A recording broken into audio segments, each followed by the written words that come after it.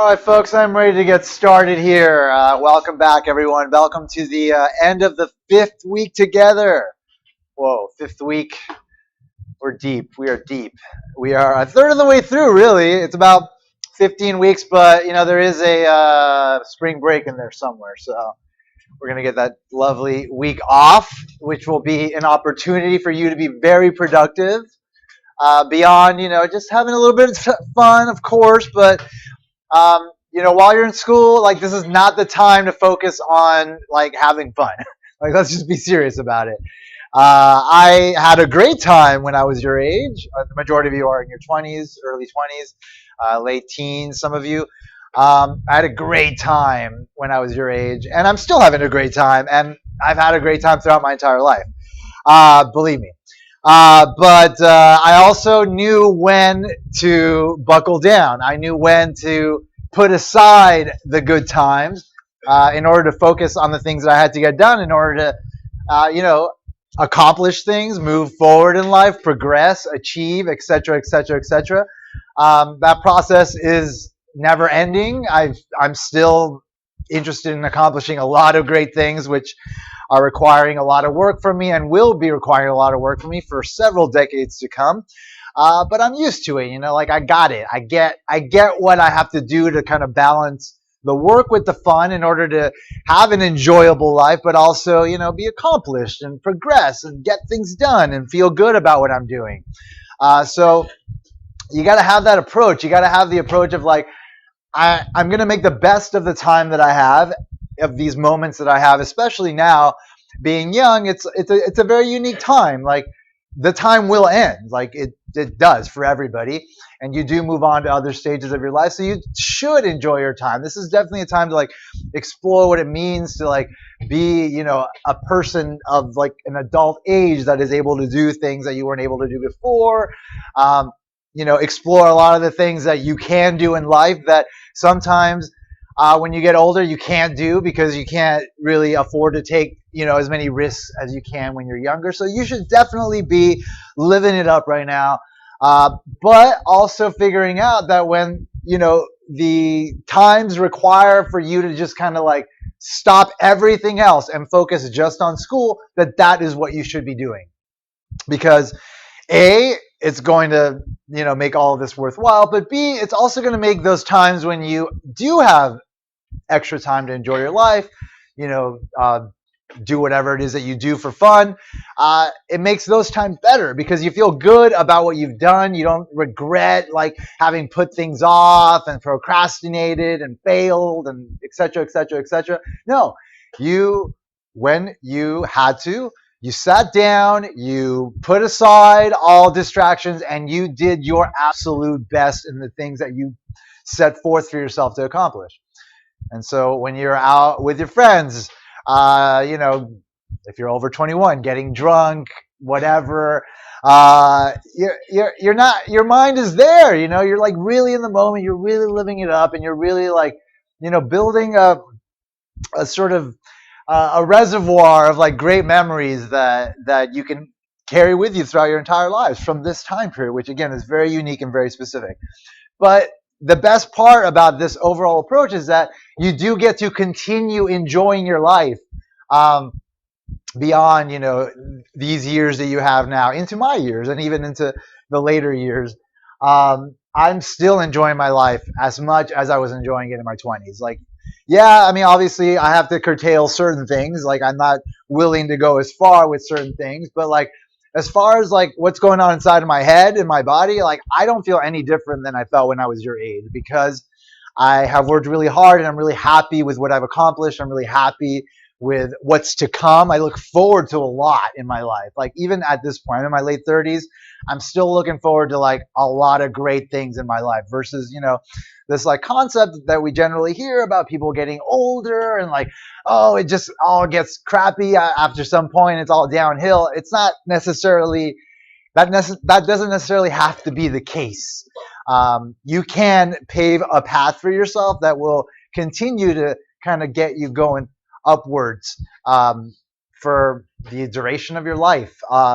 And really, it all hinges on you kind of like making the most of every single moment that you have in front of you, and just um, don't not letting opportunities kind of like just like pass you by. This is an opportunity, like I've mentioned before, you being in school right now, this is like an opportunity you will not have again. And if you're not doing everything you can to make the most of it, then you will regret it, and it can lead you down the wrong path. But if you super focus on what you're doing now, let this take you to the next stage, which, whatever that is, will ideally pave up a long path for yourself that you are happy with in your life, and therefore you can look forward to later moments in your life. You can continue to enjoy your life as you get older. And when I say enjoy your life, I do mean like continue doing the things that you enjoy doing now, like hanging out with friends, partying, whatever, spending hours on end playing video games. I don't know, whatever it is that you do, you can continue doing those things as long as you know how to balance it. It's all about that balancing act. If you can balance it, then you can continue it for as long as you want. So do that. Figure it out. If you haven't quite figured that out yet, figure it out now. Work on it. Think about it. Lots of introspection, lots of sort of like reflection, like what's going on in my life now? What can I improve better? How can I approach this better? It doesn't have to be one way or the other. It doesn't have to be like, I'm just going to work all the time and never have fun, or just I'm going to have fun all the time and never get anything done. Like, it doesn't have to be that. They're not mutually exclusive.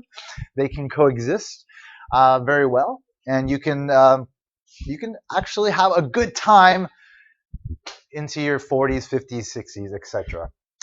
But it can also go bad. As we know, there are a lot of people out there that do wind up going down the wrong road in life, and winding up in situations where they are just miserable.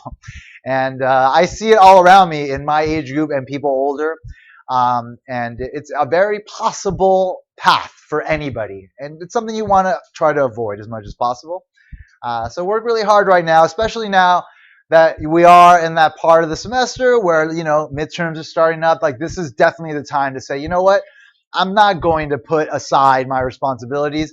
I'm going to put aside these opportunities I have to have fun, so that I can really enjoy the moments that follow these hard working moments a lot more, because because you feel accomplished, because you actually do well, and not regret dropping the ball when you needed to just like really carry it forward. So just put all your energy into this now, and then summer is coming up. Like, summer, regardless of whether you're working or not, like, you will have more free time then.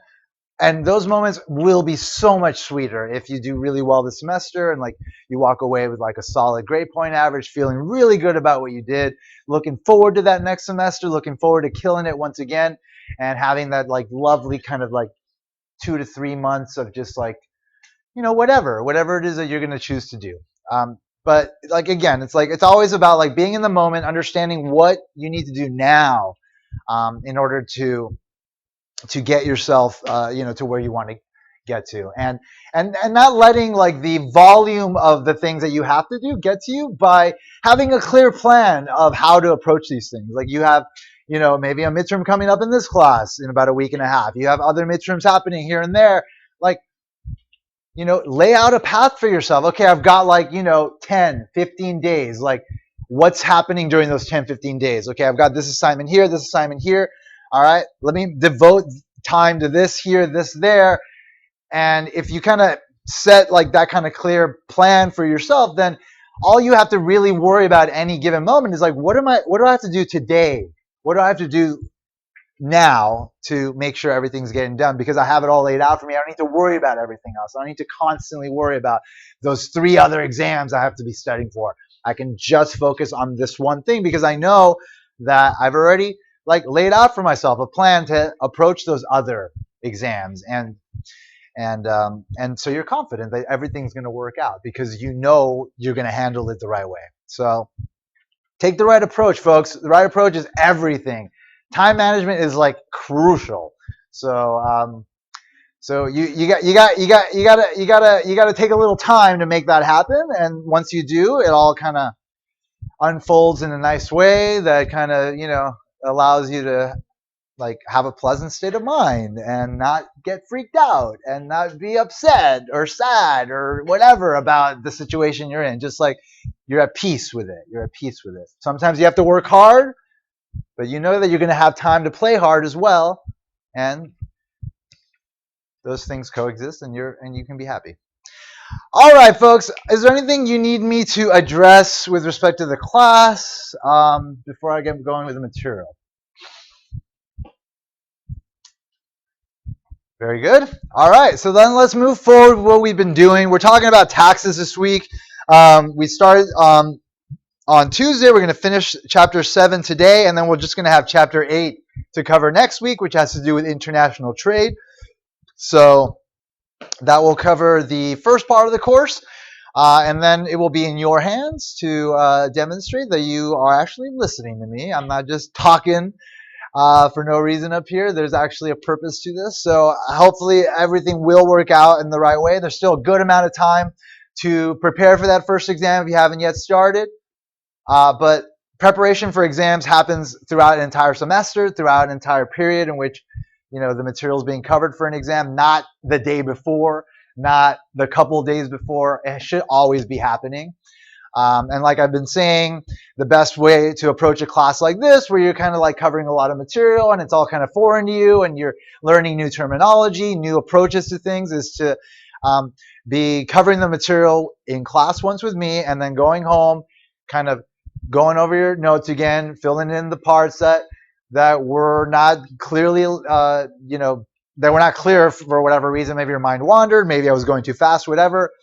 And then kind of transcribing that to easily consumable study guides for each chapter. Maybe like on one page, getting as much information on there front and back, you've got it.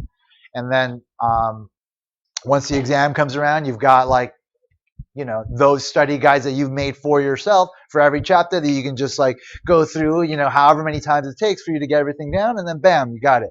You come to class, you take the test, everything's familiar, you have no doubts about anything, things turn out great, you wind up at the top of the curve, and you can smile all the way to the bank in the long run. So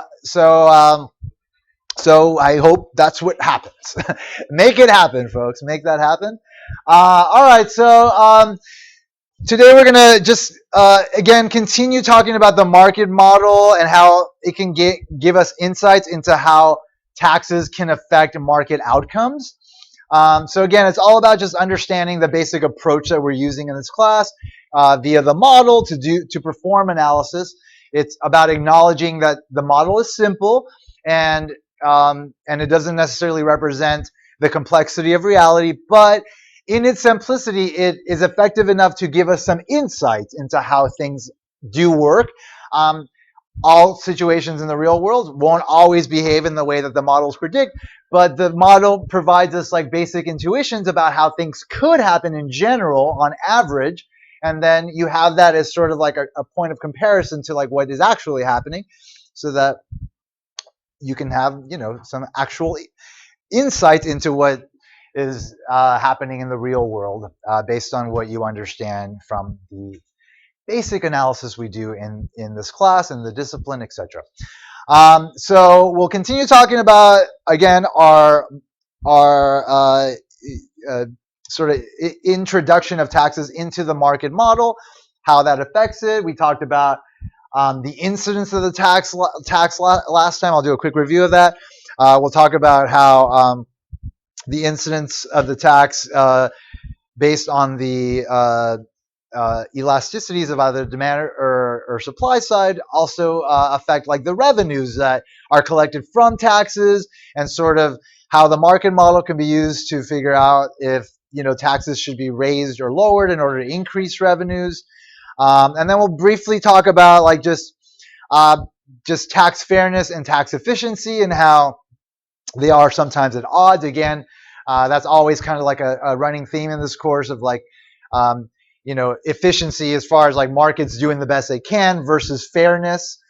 Sometimes those things don't necessarily align, in our society. And again, it's about like acknowledging that, and also acknowledging that there are different spheres in our society meant to address an issue versus another one, right? So economics can address efficiency issues versus politics that can affect fairness issues.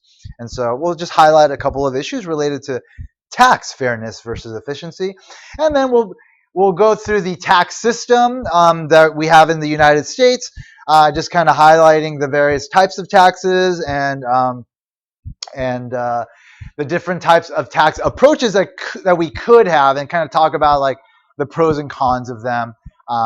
We have different types of taxes that have different types of approaches, and there's always all sorts of debates about like what taxes should be versus what they are. So we'll like lightly touch upon these topics here. Again, in this class, it's all about just understanding the approach that we take in the discipline of economics. And so the market model, how it can be used to analyze the effects of taxes via the analysis we do in the class, is what I would expect you to understand.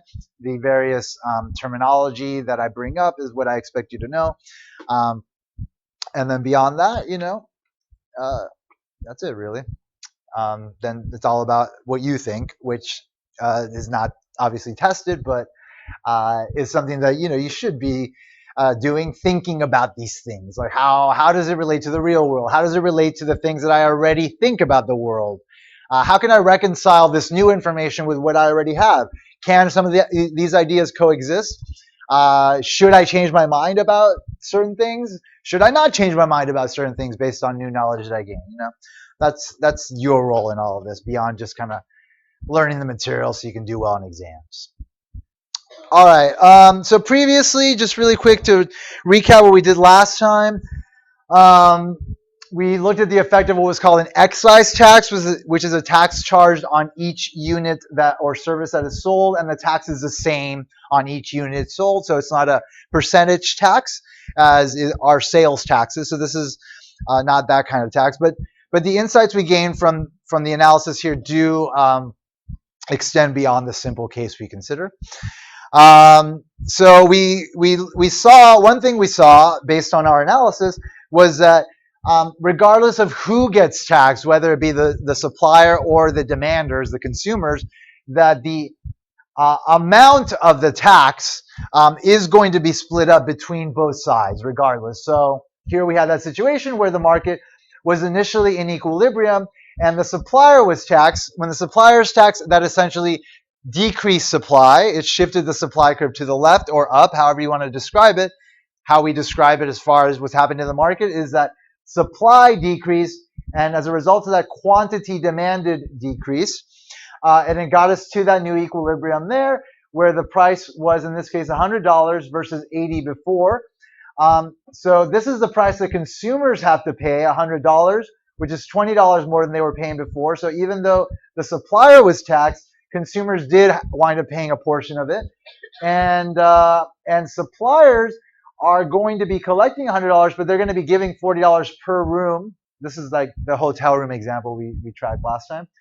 They'll be paying $40 in excise tax per unit sold, which means that they'll collect 100, but they'll only keep 60, right? So they'll actually wind up getting 60, whereas they had been getting 80 before. So that also represents a $20, in this case, drop for the supplier. So the supplier wound up paying 20 and the consumer wound up paying 20, even though the supplier was the one being taxed.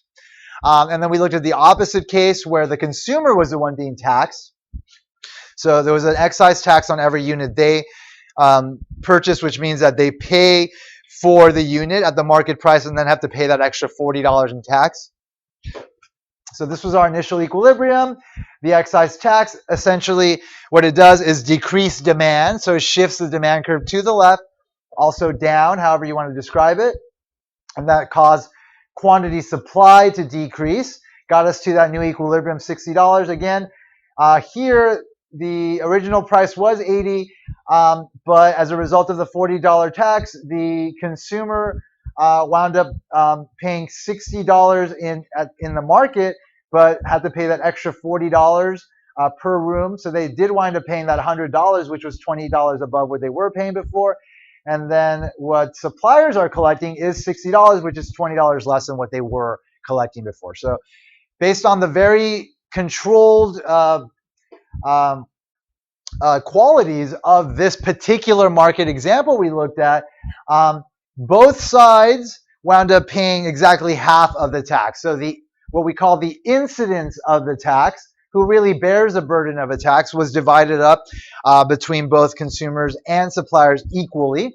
And that just had to do with the way that we set up the market, and basically we established it so that it would lead to both sides paying the same amount of tax, the incidence being the same. But that we also saw can be different, and it depends on the price elasticity. So in the case of a situation where you have more inelastic demand, right? The steeper the curve, the more inelastic demand will be. The flatter the curve, the more elastic demand will be, meaning that if it's steeper, consumers are less sensitive to changes in price. So if consumers are less sensitive to changes in price than suppliers, who are very sensitive to changes in price because the supply curve is fairly flat, which means that it's fairly elastic, then under that scenario, the incidence of the tax is going to fall mainly on consumers because they are less sensitive to changes in prices. So under this scenario, this was $1 per tax, an excise tax per gallon, I think, on gasoline. And initially the market was at $2. And what resulted from the tax, we didn't say who was being taxed here because it doesn't matter who's being taxed. The incidence of the tax will be the same, and it will depend on the elasticities of either side of the market. So based on the fact that consumers had more inelastic demand, they wound up paying 95 cents of the tax versus the supplier, which wound up paying 5 cents of the tax because, again, the consumers were less sensitive to changes in price, which meant that it makes more sense just based on the market for them to take on a greater burden of the tax, for the incidence of the tax to be greater for consumers.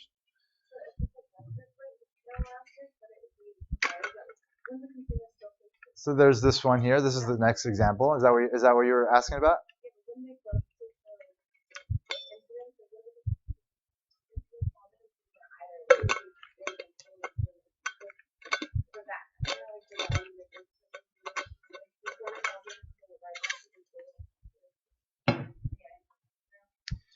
So they will both pay, right?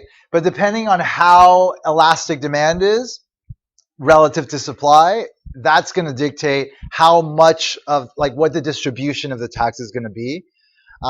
So in this case, because consumers are less sensitive than suppliers, which are very sensitive, then they're going to wind up paying a bigger portion of that dollar tax per unit, versus this situation where you have consumers that are more sensitive to changes in price. The demand is very elastic versus supply that is very inelastic. And in that scenario, again, this was a $5 tax on parking spaces. Initially, the equilibrium was at $6. Now the consumers are only paying 50 cents more than they were paying before, and the producer is paying $4.50 of that $5 tax because suppliers are more inelastic. They're less sensitive to changes in price. So the basic insight from this is that relationship between, like, elasticity and how the burden of the tax will ultimately be distributed along all the market participants. Do you understand? Okay. All right, let's move on to some greater insights here. All right, so we'll talk about the benefits and costs of taxation. Governments need money to provide things people want, such as national defense and healthcare for those unable to afford it. Taxes are a good thing. The government is a good thing. The degree to which we should be taxed, the degree to which the government should intervene in markets is questionable. That's where analysis comes in. That's where public opinion comes in. And that's where the political system comes in. But in general, like, we need the government. The government needs to provide basic services. Like, you go to certain, like, I've been to third world countries, and you see, like, children on the street asking for money. Like, we don't see that here. Like, we have services here that account for, children being, maybe left behind by their families, or having families that I just can't provide for them. Like, we have services that help to mitigate those kind of situations. So there are definite clear benefits to the degree to which our government operates here versus other countries. But again, that's always being debated, because it depends on who benefits from the taxes, and like who's able to pay taxes. And so those are two principles that we'll discuss here, and sort of like the key issues that go into like the big debates about taxation. The benefit of the tax, of course, is the revenue it raises for the government to pay for the services. Unfortunately, this benefit comes at a cost that's normally greater than the amount that consumers and producers pay. So we'll talk about that. We'll first look at what determines how much money a tax raises, and then at the cost a tax imposes.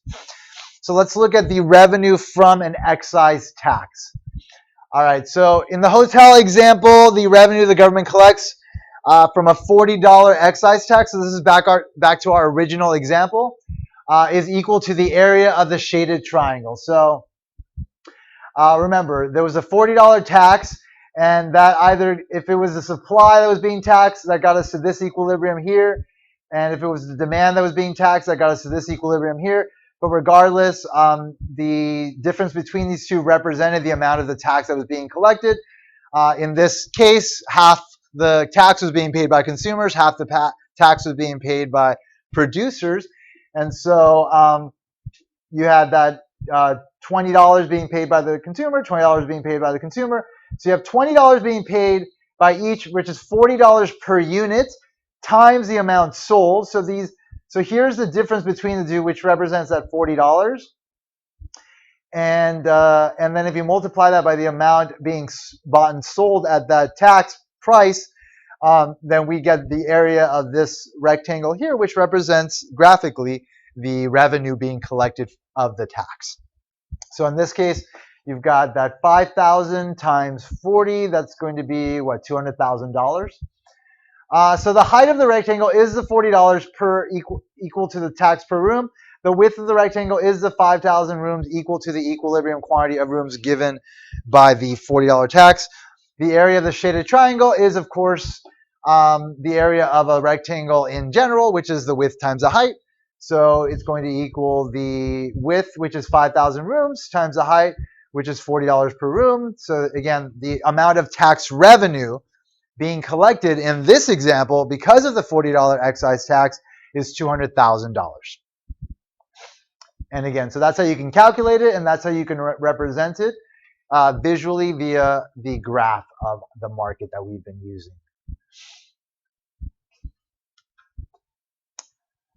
All right, we're gonna get back to that in a second. So tax rates and revenue. So in the example, the $40 per room in the tax is the tax rate on the hotel rooms. A tax rate is the amount of tax levied per unit of whatever is being taxed. Sometimes tax rates are defined in terms of dollar amounts per unit of a good or service, as in the case of an excise tax. In other cases, they're defined as a percentage of the price, like in the case of sales taxes, which we call ad valorem taxes. Ad valorem is a Latin word. It means according to value. The payroll tax is 15.3% of a worker's earnings up to $117,000. So that's the tax rate of the payroll tax is 15.3%. The relation between tax rates and revenue is not 1-to-1. In general, doubling an excise tax rate on a good or service won't double the amount of revenue collected, because the tax increase will reduce the quantity of the good and service transacted. So whenever the government is deciding whether to increase taxes or not, in order to figure out how much extra revenue they can get, they need to consider the fact that as people are taxed, that's going to result in new market outcomes where there's going to be less transactions, which will reduce revenues as well. So we'll consider both of these effects right now. Also, the amount of revenue collected may not even be positive. In some cases, raising the tax rate actually reduces the amount of revenue that the government can collect. All right, so here is a case again of just a standard market being in equilibrium. Panel A shows the case of a $20 tax equal to half the tax rate illustrated earlier. So before, again, we had that $40 tax rate. We're not thinking about incidence of tax right now as far as the relationship to elasticities. We're just thinking about that really simple case where the incidence of the tax is equal across both sides of the market. But we're just considering a half quantity of tax as that we were considering in the original case, so from $40 to $20. So the market outcome will be here or here, depending on which one is being taxed. And the difference between the two represents the tax, which is $20. In this case, $20 is being paid by the consumer. I'm sorry, $10 is being paid by the consumer. $10 is being paid by the producer. So at this lower tax rate, there's going to be 7,500 rooms that are rented, and they will generate a revenue of the 7,500 times the $20 in tax, which in this case is going to be $150,000. So we see that the tax was halved, but that the revenues didn't go down by half. It only went down by 25% in this case. So again, that's our area. The rectangular area that represents the tax revenue of an excise tax of $20 per room. And the tax revenue from $40 tax is $200,000, which is $50,000 more than $150,000. So it went down by 25% when the tax went down by 50%. So the revenue collected from a $20 tax rate is only 75% of the amount collected when the tax rate is twice as high. To put it another way, a 100% increase in the tax rate from $20 to $40 leads to only a 1/3 or 33% increase in revenue from $150,000 to $200,000. That's looking at it the opposite way, thinking if we start at a $20 tax rate and increase it to $40, then we are increasing our tax by 100%, but we're increasing our revenue by 33% in this case. $50,000 is a third of $150,000, so that's how much the revenues went up. So again, the relationship between the amount of the tax and the revenue, the tax rate and the revenue, is not 1-for-1. It totally depends on the nature of the market, which is one layer of complication for policymakers that are trying to decide, how much to tax, whatever. All right, so panel B shows the case of a $60 per room tax. So this is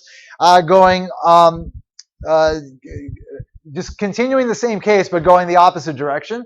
In this case, we're increasing the tax from $40 to $60. So when we do that, that leads to a market outcome of only 2,500 rooms being transacted.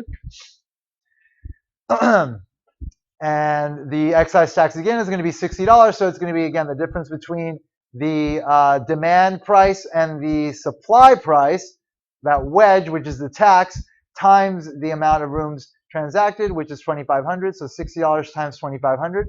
So the revenue collected at $60 per room in this case is 2,500 times 60, which is again $150,000. So we see here that the tax was increased by, in this case, 50%, but the revenue actually went down by 25%.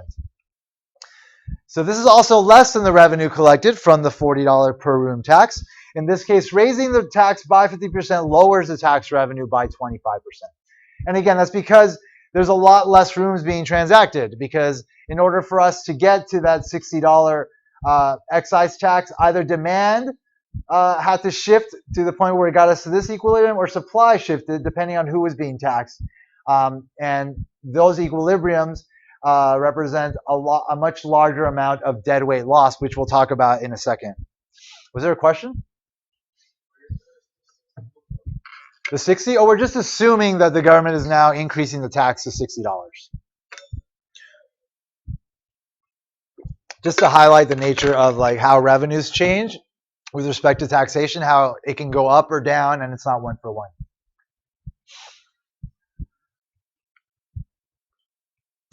All right, so the tax increase affects revenue in two ways. On one side, the tax means that the government raises more revenue for each unit of the goods sold, which, other things equal, would lead to a rise in tax revenue. So increasing the tax will lead to a tax revenue, right? Like before, things were being taxed by $40, now they're being taxed by $60, so there's an extra $20 per unit that's coming into the government, so that is increasing the revenue from that. On the other side, the tax increase reduces the quantity of sales, which other things equal would lead to a fall in the tax revenue. So you've got these opposing forces that are acting on the amount of revenues that are going to be collected. And that's why it can go either up or down. So the end result depends both on the price elasticities of supply and demand and on the initial level of the tax. If the price elasticities of both supply and demand are low, so if they're low, we're going to get pretty steep curves, right? So they're going to be like as close as possible to being like vertical. So, and don't worry, we'll look at it graphically in a second. You don't just have to figure it out from my arms. So if the price elasticity of both supply and demand are low, the tax increase won't reduce the quantity of goods sold very much, so tax revenue will definitely rise. So if there's not much responsiveness to price changes in the market on both sides, then you're not going to see that big drop in the quantity being transacted, which therefore will not offset an increase in the tax revenue from an increase in the price too much.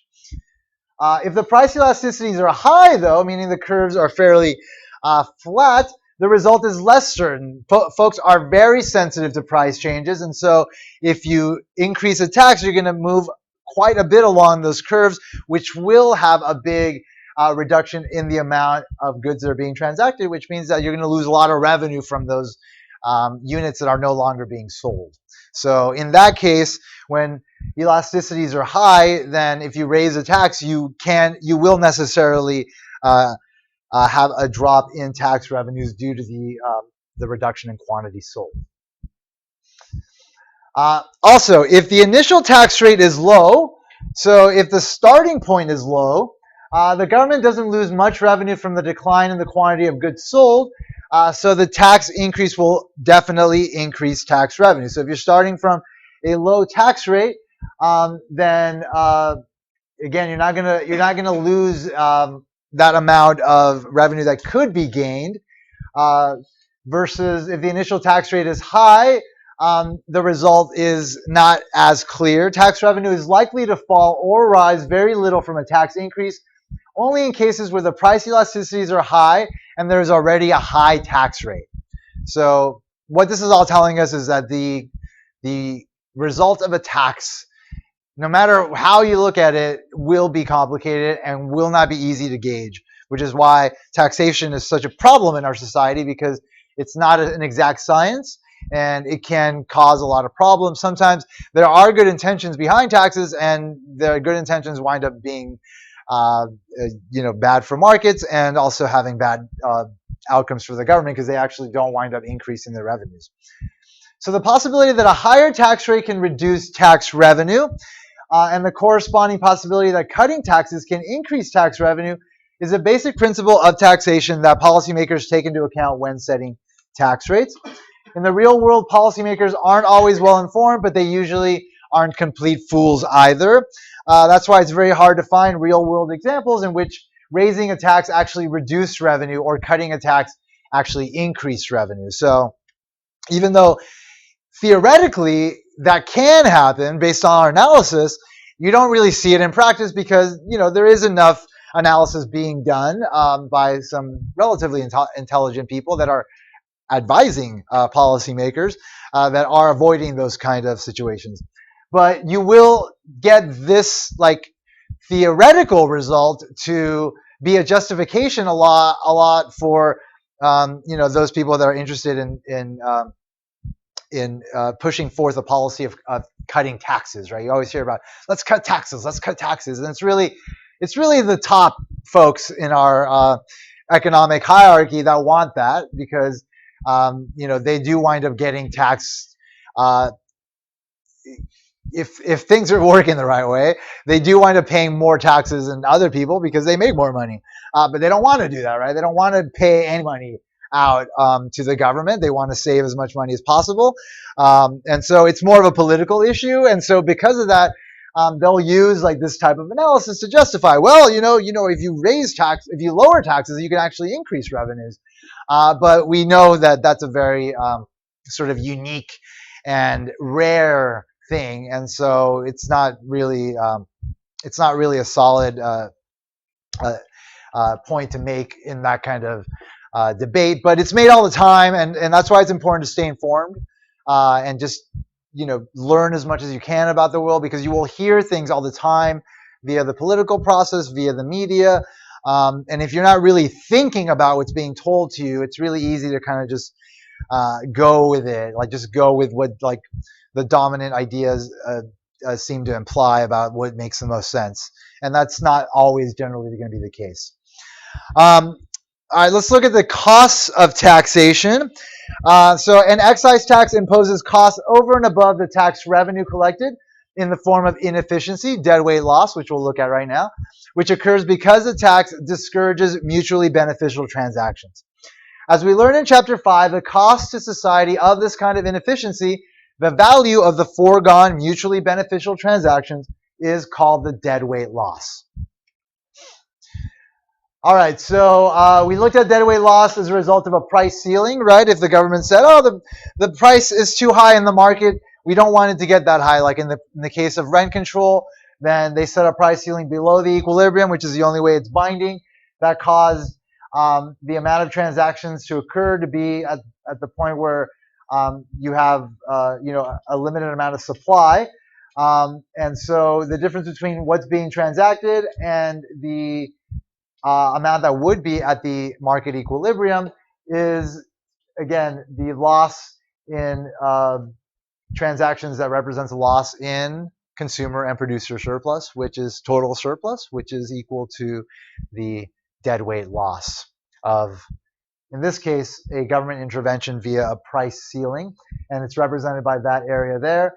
We looked at the price floor. If the price floor is above the equilibrium, which is the only way it would be effective binding, in order for, let's say, the government to keep a price higher than it needed to be, like with agricultural prices we talked about, you're again going to have a distortion in the market where you're going to get only a certain amount of transactions happening that are less than the market outcome would lead to, which means that you're going to have a loss in consumer and producer surplus, which again represents deadweight loss. And graphically, it's that triangle there. We also looked at the deadweight loss that resulted from the quota intervention, resulting from the government saying there's only so many of this one thing you can buy and sell on this market. It was the example we looked at was the taxi medallion, taxi license example, where the government said you can only have this many licenses, and because of that, these mutually beneficial transactions didn't happen, and therefore you had deadweight loss there again. So to measure the deadweight loss from a tax, we turn to the concept of producer and consumer surplus. So now we'll just keep it very general as far as what the actual excise tax is. Let's say the excise tax is equal to T. Before it was 40, then it was 20, then it was 60. Now it's just T. T can be anything. Again, we don't know who's being taxed here, but we know that this is the quantity that's going to be transacted under the tax, the QT.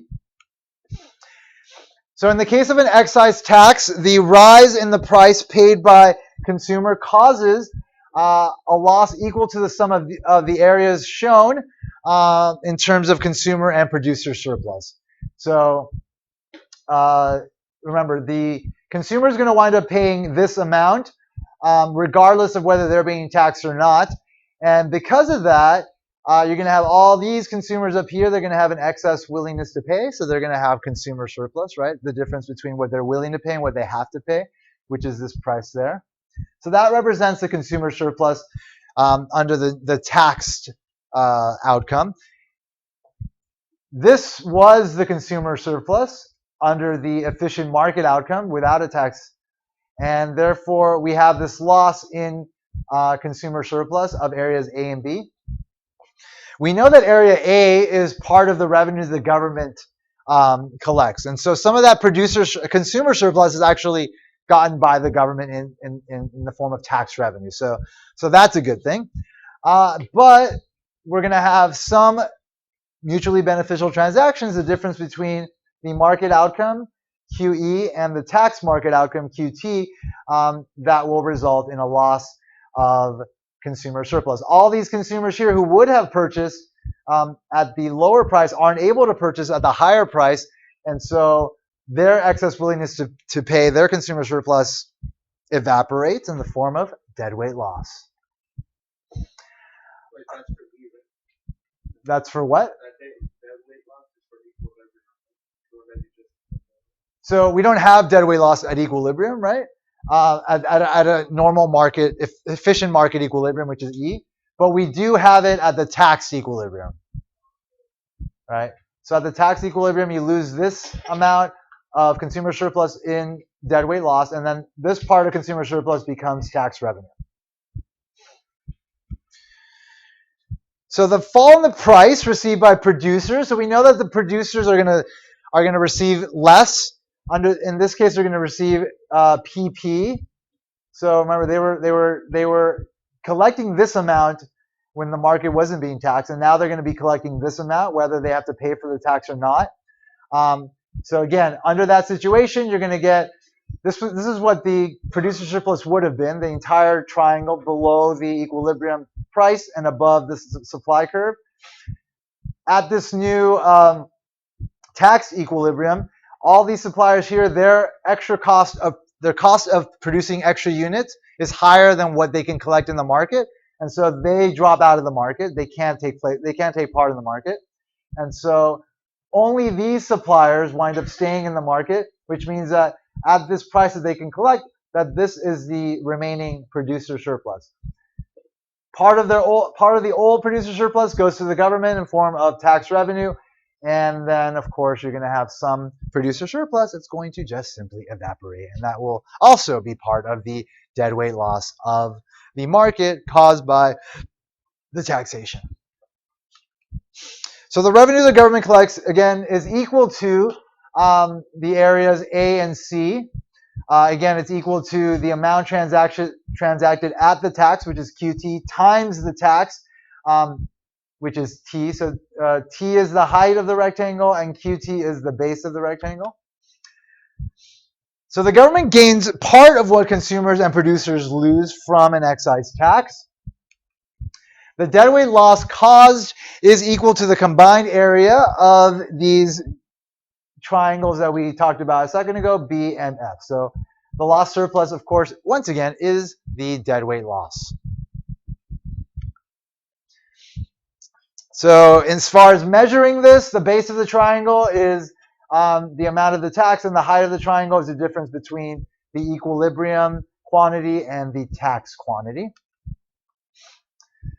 All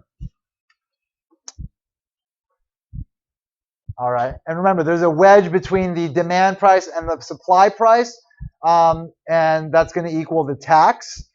So the larger the tax wedge, and the larger the reduction in the quantity transacted, the greater the inefficiency from the tax. So again, it's going to depend on the elasticities of the market. If you have really inelastic demand and supply, then the deadweight loss will be smaller versus we have really elastic demand and supply. We'll look at them right now, don't worry, graphically. So the resources actually used by the government to collect the tax. So that's one cost that taxation imposes on the market. That's again beyond the benefit of the taxation, which is the revenue gain to the government. The resources actually used by the government to collect the tax and by the taxpayers to pay for it over and above the amount of the tax are also costs of taxation. So obviously there's resources that need to go into running the Internal Revenue Service, the California Franchise Tax Board, everybody that pays H&R Block or whomever. I use Tax Act or something. I don't know, some software I download. I pay for that every year, and I have to pay to submit my taxes, etc. There's other costs that are involved in taxation. So those lost resources are called the administrative costs of the tax. Also, the time individuals spend filling out their income tax forms is a cost, right? We have an opportunity cost to our time. There's an implicit cost to what we do. What are we not doing? What's the next best option that we could? Well, we could be working and making some money. So there's an implicit cost to the time we spend calculating our taxes. The money paid for tax return preparation services like H&R Block, like I mentioned. Resources used to evade the tax, both legally and illegally. You know, people do all sorts of weird things to try to evade taxes. Have accounts in overseas banks where we can't. Well, the U.S. government can't monitor those accounts, and we obviously aren't able to gauge the level of wealth of some of these individuals. So the cost of operating the Internal Revenue Service, I already mentioned, the arm of the federal government tasked with collecting the federal income tax, are small in comparison to the administrative costs paid by taxpayers. So just even like all the costs of having all these people in this department of the government is less than the actual cost that we all incur individually to go get our taxes done, hire tax people, have accountants account for our expenses throughout the year properly, etc. So the total inefficiency caused by a tax is the sum of the deadweight loss and the administrative costs. All right, now let's talk about the relation between the elasticities of the market and the deadweight loss of a tax. So when a tax imposed on a good for which either demand or supply or both is elastic, so if it's elastic, is it going to be steeper or flatter? Flatter, right? Flatter. The flatter the curves, the more elastic they are. The steeper the curves, the more inelastic they are. The steeper the curves, the more they start to become I's, which is the first letter of inelastic. Mnemonic device, to remember that. Anyway, so again, depending on which side is elastic or depending on which side or both are either elastic or inelastic, that will determine the size of the tax. When a tax imposed when demand or supply or both are inelastic, that will cause a relatively small decrease in the quantity transaction and a relatively small deadweight loss. So here we have the elastic demand, and here we have inelastic demand, and we're just assuming that supply is kind of inelastic as well. So in panel A, we see that the demand is going to be more elastic. More elastic. And therefore, the incidence of the tax will fall more on the supplier because they are less sensitive to changes in price. So we can see here's our old equilibrium. There's our tax, and the consumer will pay this much more, and the supplier will pay this much. And we see that the deadweight loss is larger when demand is elastic versus when demand is inelastic. Again, you've got a more steeper demand curve, which leads to a much smaller amount of mutually beneficial transactions from dropping out of the market as a result of the tax that leads to the new market outcome, which causes consumers to pay more and producers to collect less. So in this case, the deadweight loss will be smaller when demand is inelastic versus elastic. And likewise, if we examine the difference between the elasticities of supply and just assume that demand is relatively inelastic, then again, when supply is elastic, you're going to have a larger deadweight loss than when supply is inelastic, then you'll have a much smaller deadweight loss. So again, it relates to how sensitive each side of the market is to changes in price. If both sides of the market are not very sensitive, then that means that's not going to affect too much the amount of transactions that happen in the market, which means the deadweight loss will be smaller. Versus if everybody is very sensitive, or at least in this case the supply is sensitive,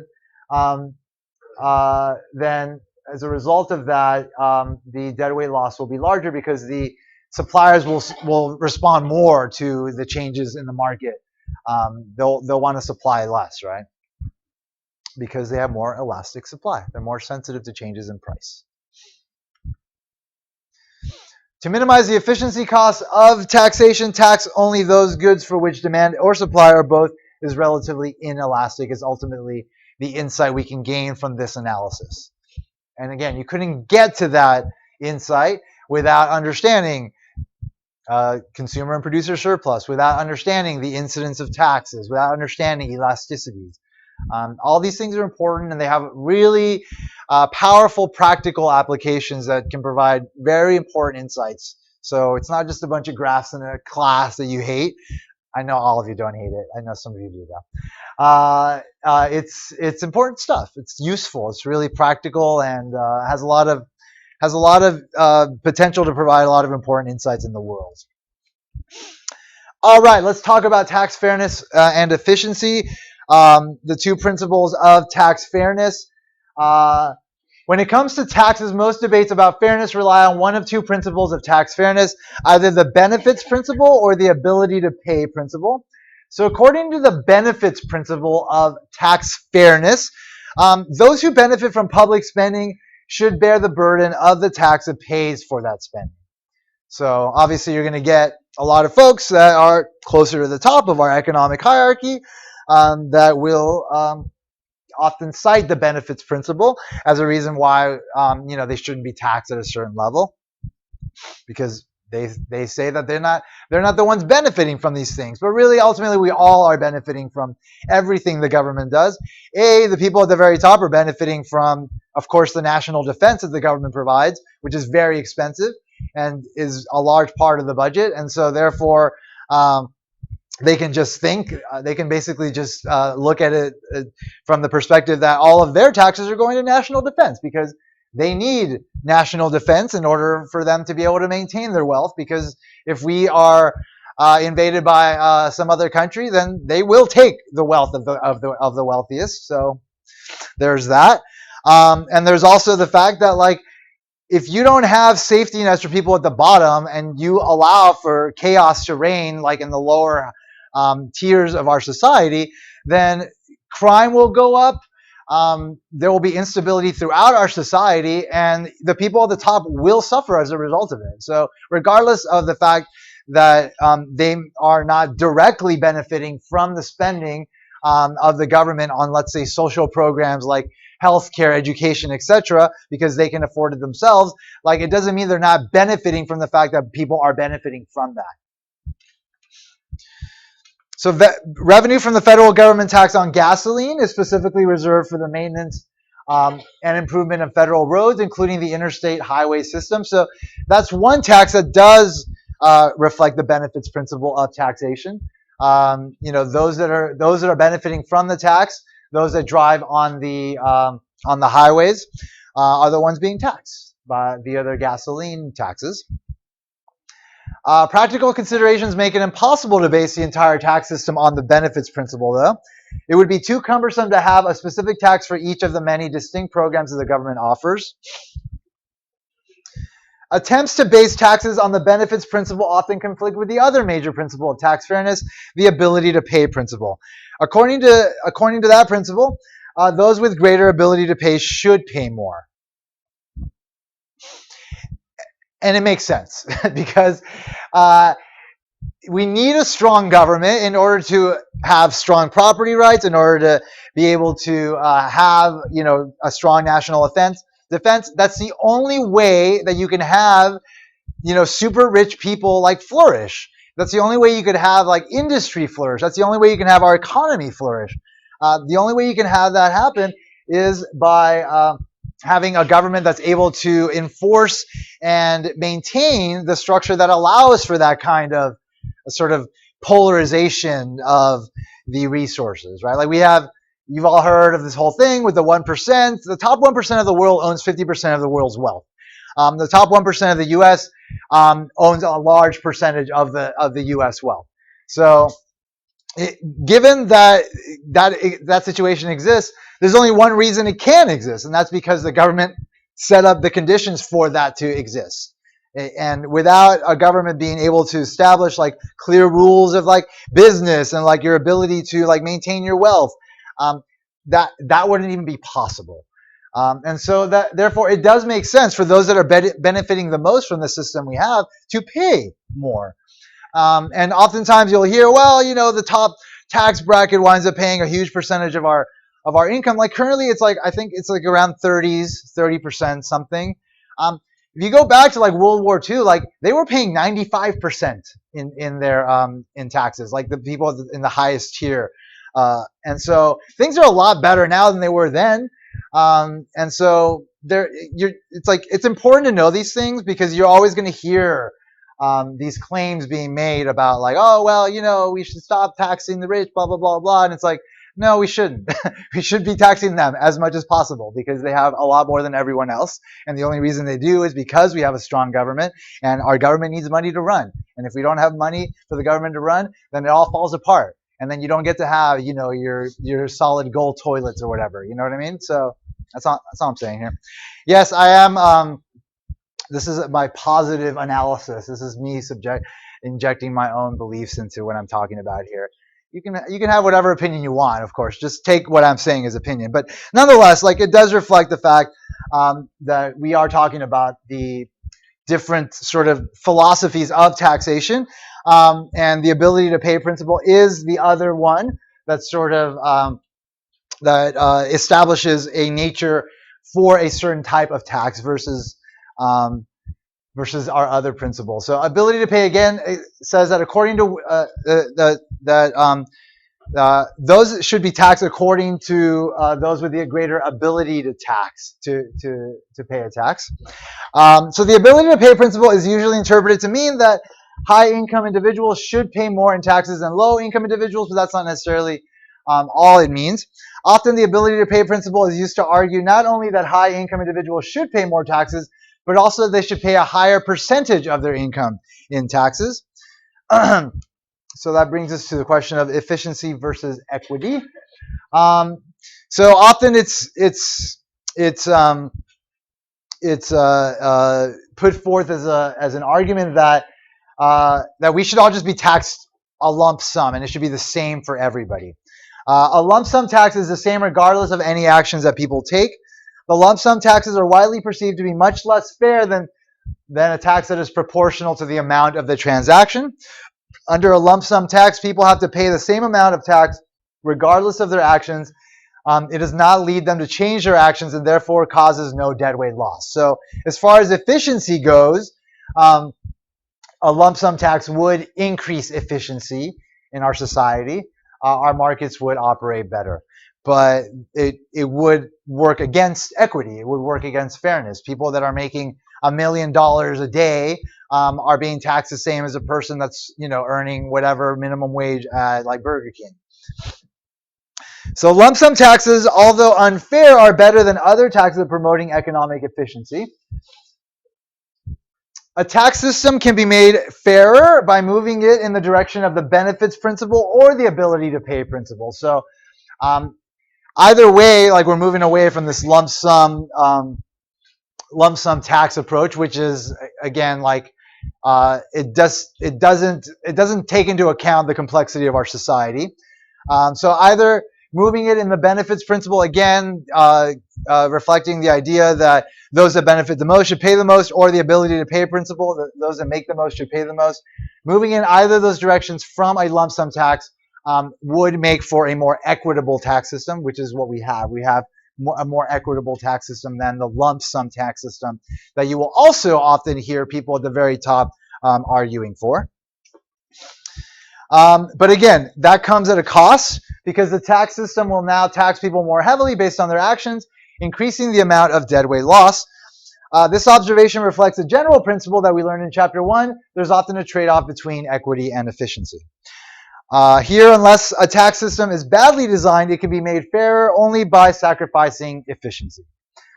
But it's okay. Like, it's okay for us to have some inefficiency in our markets. We should be able to describe what that inefficiency is. We should be able to analyze markets and say, well, this is how this market is inefficient versus this market. Well, we should also be able to say, well, there are benefits to this inefficiency. There's a trade-off there. And, the benefits are A, B, and C in the case of the government. too many to count, too many to mention. And so, as long as it's clearly established why it is okay to move in one direction versus another, then it's fine. But, we need tools to be able to describe the behavior precisely, and that's what the approach is here. That's what the market model is used for. That's what the analysis that we did with the market model allowed us to do and gain insights from. All right, let's talk about the tax system now, the actual tax system that we have in the U.S. Tax base versus tax structure. Every tax consists of two pieces, a base and a structure. The tax base is the measure or value that determines how much tax an individual or firm will pay. So it's either an excise tax per unit of $10 or sales tax per unit of 9.7% or whatever it is. It's usually a monetary measure like income or property value. The tax structure specifies how the tax depends on the base. It's usually expressed in percentage. I'm sorry, I got that mixed up. I meant it the other way around, yeah. So the tax base is like what is being taxed, and the tax structure is how it's being taxed. So homeowners in some areas might pay yearly property taxes equal to 2% of the value of their home. So that's the tax structure. The tax base is their home. All right, so some important taxes and their tax bases are as follows. We've got income tax, a tax that depends on the income of an individual or family from wages and investment. We have payroll tax, a tax that depends on the earnings an employer pays to an employee. We've got the sales tax, a tax that depends on the value of goods sold. It can also be an excise tax if it is a per unit tax and not a percentage tax. There's the profits tax, a tax that depends on a firm's profits. There's the property tax, a tax that depends on the value of property, such as the value of a home, value of a car. Yeah. I don't know what it is. It depends on the area you live in and like the state you live in. So I think it's upwards of 10% here, I think. There's the wealth tax. The tax that depends on an individual's wealth, which is their savings, made up of like, checkable bank deposits, equity that they might have, which are stocks, bonds, etc. Things you learn more about in macro. All right, once the tax base has been defined, the next question is how the tax depends on the base. The simplest tax structure is a proportional tax, also sometimes called a flat tax, which is the same percentage of the base regardless of the taxpayer's income or wealth.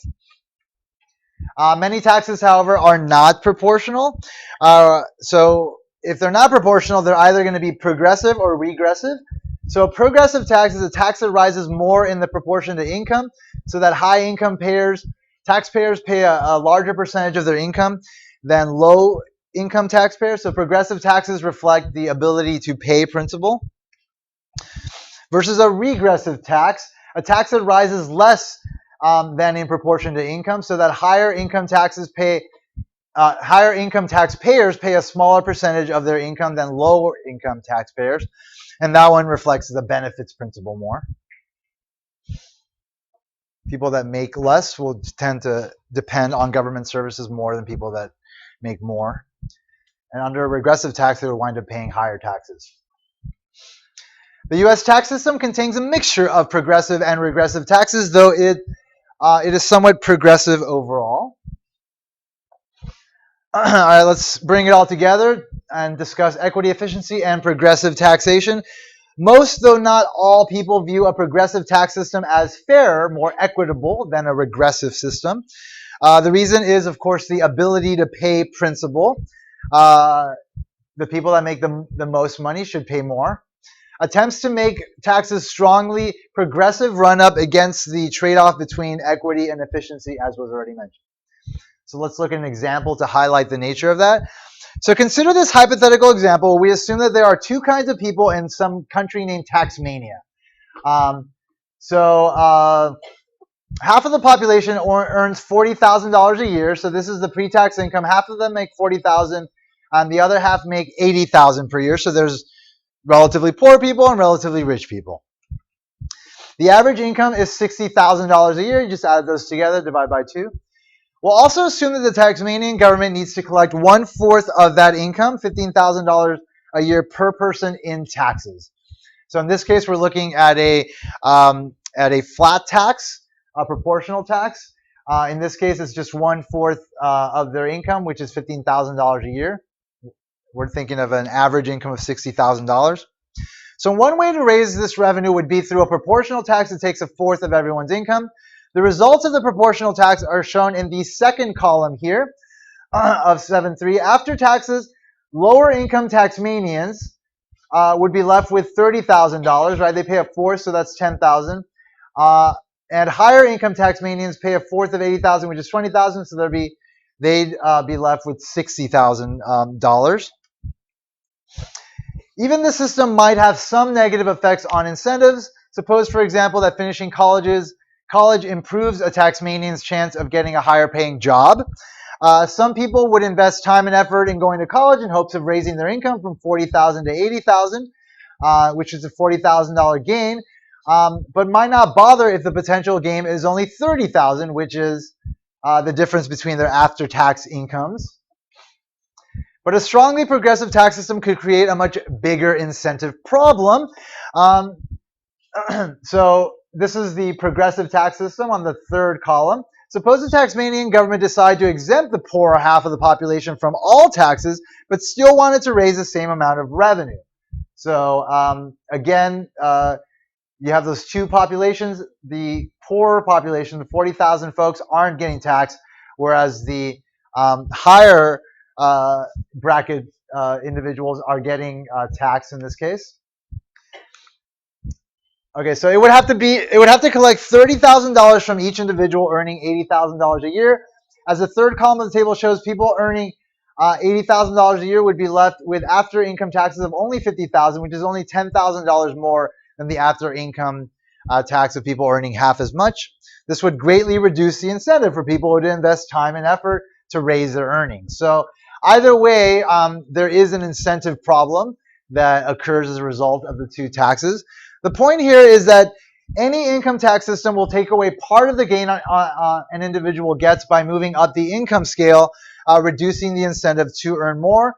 But a progressive tax takes away a larger share of the gain than a proportional tax, creating a more adverse effect on incentives. But we know that the world is not that simple. The people at the top are making a lot more than the difference between the brackets we saw here. So this is just meant to highlight like an issue that could arise, not necessarily the issues we face. In comparing the incentive effects of tax systems, economists often focus on the marginal tax rate. The marginal tax rate is the percentage of an increase in income that is taxed away as you move from one income bracket to the next. In the example, the marginal tax rate on income above $40,000 is 25% with proportional taxation, but 75% with progressive taxation. The hypothetical example is much more extreme than the reality of progressive taxation in the modern United States. In sum, the ability to pay principal pushes governments toward a highly progressive tax system, but inefficiency considerations pushes them away from it. All right, and just really quickly, taxes in the U.S. This table shows revenues raised by major taxes in the United States. You don't have to know this stuff, just to give you an idea of where the money's coming from. Some of the taxes are collected by the federal government, others by the state and local government. So here's state and local taxes, federal income taxes. Federal taxes are income, payroll, profits. State and local income, sales, profits, property taxes. There is a major tax corresponding to 5 of the 6 tax bases we identified earlier. There are income taxes, payroll, sales, profits, and property taxes. The only item missing is a wealth tax. The United States does have a wealth tax. It's called the estate tax, also known as the death tax by some, which depends on the value of someone's estate after he or she dies. The current law phases out the estate tax over a few years, and in any case, it does raise much less. It raises much less money than the taxes shown in our table here. All right. So in addition to the taxes shown, state and local governments collect substantial revenue from sources such as driver's license fees and sewer charges. Whether or not taxes in the table are progressive or regressive depends on the tax. The personal income tax is strongly progressive. The payroll tax mainly paid only up to earnings of 170,000, is somewhat regressive. Sales taxes are generally regressive because higher income families save more money of their income and thus spend a smaller share of it on taxable goods than do lower income families. Overall, the taxes collected by the federal government are quite progressive. And that's basically it. You don't need to know the rest of the stuff. Just if you're interested, just read the rest of it in the book. It's just kind of giving you some information about the nature of our tax system. But I won't test you on it. I just need you to know like the concepts, how the taxes affected the market, the relationship with incidents and deadweight loss and revenues. That stuff I do need you to know. All right, I'll open up this homework. It'll be due on Sunday night. Have a good couple of days. I will see you on Tuesday.